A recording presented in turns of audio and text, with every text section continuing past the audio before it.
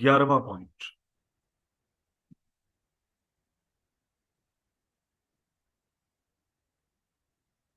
The duties of the new secretary are to answer the telephone, to type letters and bookkeeping।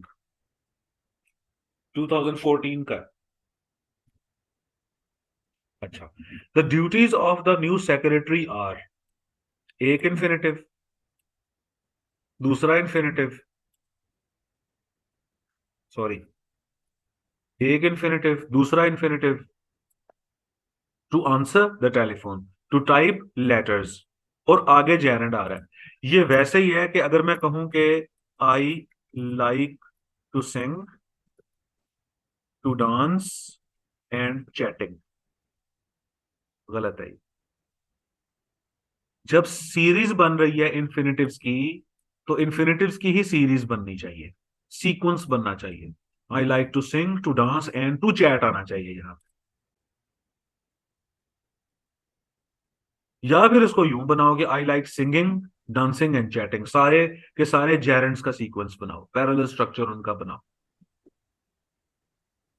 अब यहां पर issue ये था कि the duties of the new secretary, हाँ, the duties of the new secretary are to answer, to type and to and keep to book. Keep records and to keep accounts. Book keeping का मतलब होता है खाते शाते, accounts वगैरह का ध्यान करना। अब इस सेंटेंस को देखो, ये आगे मैंने लिखा भी हुआ है। Book keeping means to keep the accounts of a trader, public office या etc. Accounts of a trade, trade comma business comma public office वगैरह वगैरह वगैरह। तो the duties of the new secretary are to answer, are to answer, ये देखो, एक infinitive, to type दूसरा infinitive, और टू कीप अकाउंट्स तीसरा इन्फिनेटिव। यानी बुक कीपिंग को मैंने कहा है टू कीप अकाउंट्स। तो बुक कीपिंग का मतलब किताबों का ख्याल करना नहीं है। ये वो बुक्स हैं, डेली बुक्स। ये खाते की बुक्स के बारे में बात हो रही है, उसको कहते हैं book keeping. Sorry, day book, day books बोला जाता है उनको, डे बुक्स। चलो, सर हम ऐसे नहीं कर सकते कि हम आंसरिंग टेलीफोन कर दे और टाइपिंग लेटर्स कर दे? कर सकते हैं, लेकिन फिर मेरा देखो, मेरा एतराज वही होगा बेटे, कि जो हमने करेक्ट करना है ना, वो मिनिमम पॉसिबल चेंजेस के साथ करना चाहिए।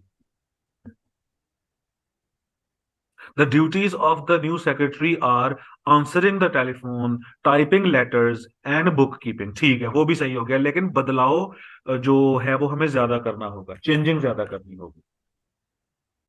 12वें को सही करो।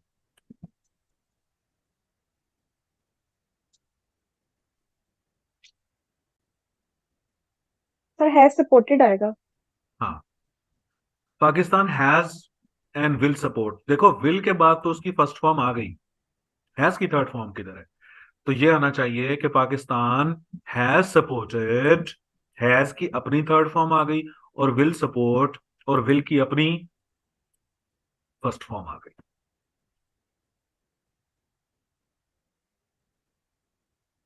13वें को सही करो। We are going to the concert and so they are.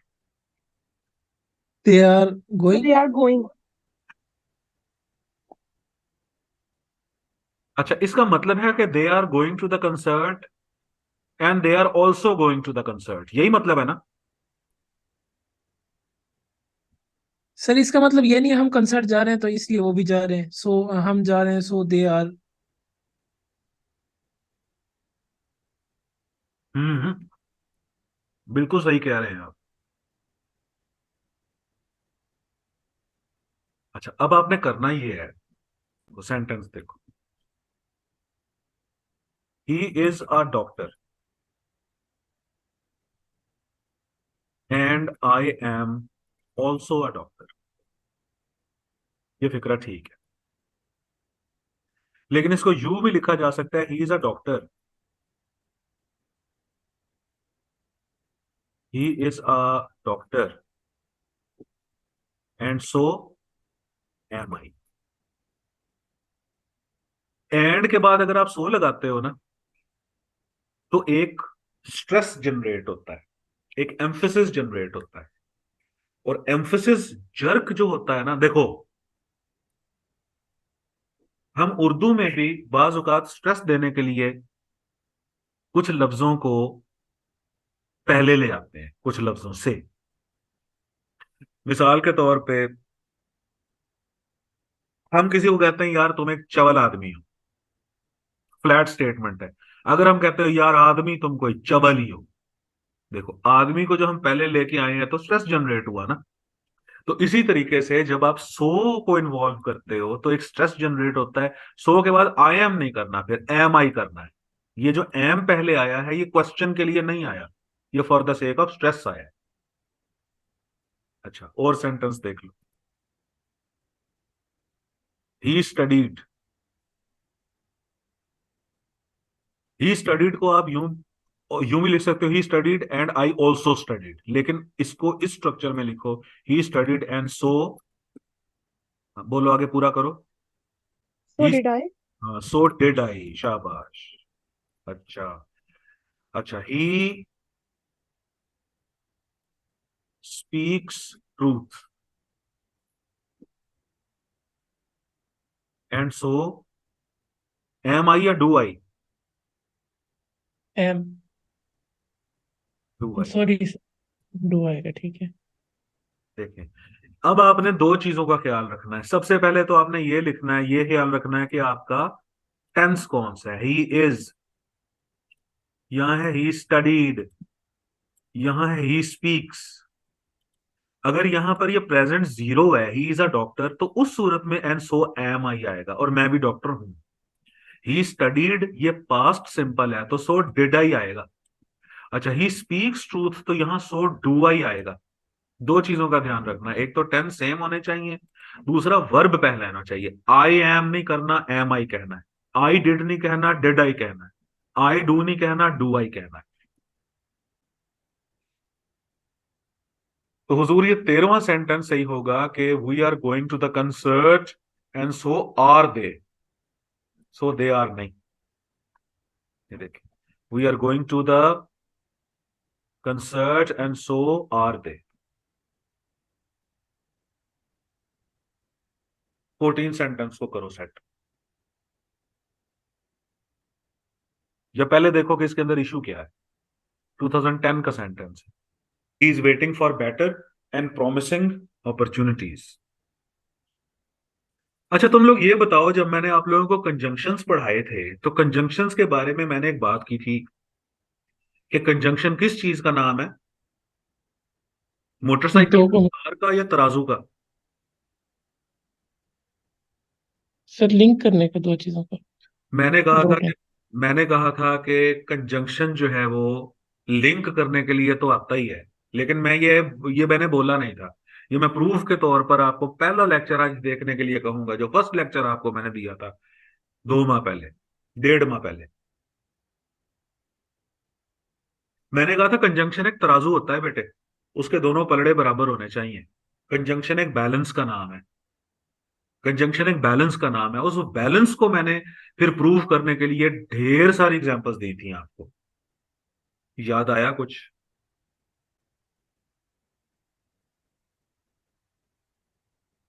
बोल के लब आजाद है तेरे बेटे।